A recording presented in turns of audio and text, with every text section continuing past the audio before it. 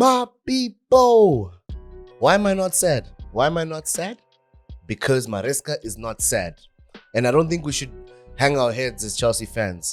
In my opinion, guys, we were the better side at Anfield. Liverpool fans, I know you're going to say we played into your hands. Arne Slot had the game plan in mind to also counter Chelsea, maybe nullify the threats of Palmer.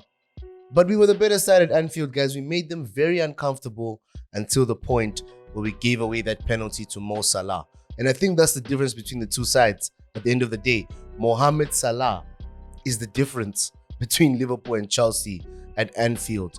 So yeah, frustrating game in my opinion, guys, because Maresca came with a perfect plan, brings in Lavia, brings in Reece. I think some of us were skeptical about Reece starting such a hectic game in terms of fixtures, but we actually performed quite well. It was a good performance from us, but yes, we lost. And we'd rather have had a draw or the other side of the coin. We all know this. Restarts, it's a back three. Gusto's inverting into the midfield. Lavia playing very solidly, especially in the first half. Very solid. Caicedo, warrior-like performance. Honestly, very warrior-like. You could see why Enzo was on the bench, why Lavia was preferred. Both Liverpool targets, Caicedo and Lavia, playing really well in this game. But what did we do wrong? What did we do wrong? So in terms of criticizing players, this game is very difficult.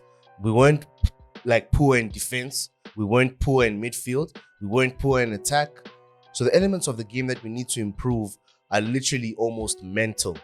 It's almost in terms of football IQ that we need to just polish a few things as a team. We fielded such a young team, guys. I think the average age was like 24. We are a young squad, but of course the experience factor, which is Mo Salah, is why I think we lost this game. We just lost the game because of Salah. First box, I'm going to say defensive composure, guys. We just need to work on how we behave when teams are coming at us. Tosin and Colwill haven't played much together across the season. If anything, Tosin will start games alongside Badiashile. But now he starts alongside Colwill.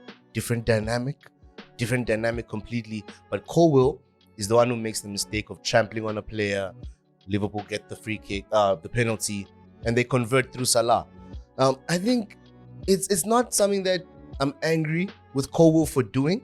It's the heat of the moment. He couldn't even believe that the penalty was given. You could see the genuine shock on the man's face. But it's just those elements of the game. It's a big game. You're going to be under pressure. Colwill, just keep that composure. Make the clearances. Don't lunge in unnecessarily. But yeah, Maresca didn't even criticize that moment in the game because there were other moments where even we could have won our own penalty. Let's be honest. Refereeing in the game right now, in the Premier League, because I don't watch other leagues as much, Premier League refereeing is shambolic, guys. It's not good. It's not looking good, fam. Second box, I'm going to go with substitutions. Subs were good. Before you knew it, we had already made all 5 subs. Vega came on, Nkunku came on, Enzo came on. Who else came on? We brought on Neto. We switched up almost everything in the game. But we still couldn't get another goal after Jackson's goal, which is interesting. Vega came on and Vega did really well. The one thing I'd like to criticize in quotes, because it was a good game, is that I feel we could have used the Joao Felix in this game over Enzo. And that's to say, yes, we would have less defensive protection, if you can put it that way. But I feel Felix's ability, that desire to dribble past players, one-on-one situations, having him and Palmer on the pitch might have given us a bit more of an advantage in terms of getting another goal. Of course, it would have given Caicedo more of a job in terms of protecting the back line. But we saw Vega drifting into the midfield, guys. So Vega would have helped Caicedo in defensive positions and we'd be more threatening in attack, I believe. So Enzo coming on, I understand, maybe get a bit more control. But I think Felix should have come on instead of Enzo. Let me know your thoughts on that, guys. It could have made us a bit more. Just a bit. Just that fraction we might have needed to make it 2-2. You get me? But man, we move. Third box, out of position or play. Out of position play. Under Poch, guys, we were traumatized. Levi Colwill would play left back. Weird things, very strange things. Cucurella played right back for like 3-4 games. It wasn't so bad, but he played out of position. Yesterday, Malo Gusto was played out of position. When we all almost expected Renato Vega to start at left back. So Gusto, how did he do? First half was tricky. Mo Salah was actually skinning him in moments. He was turned inside out. Second half, a bit more composed, and then he moved back to the right when we brought on Vega. So this thing of out of position, guys, let's be honest, we don't want it. Regardless of how good a player is, who's not available, let's just play players where they're most comfortable, in my opinion. I know Maresca will probably try this again. I don't think it's the last time this season Gusto will play left back, but I don't like it, like at all, because we have the options. We have options to play that position.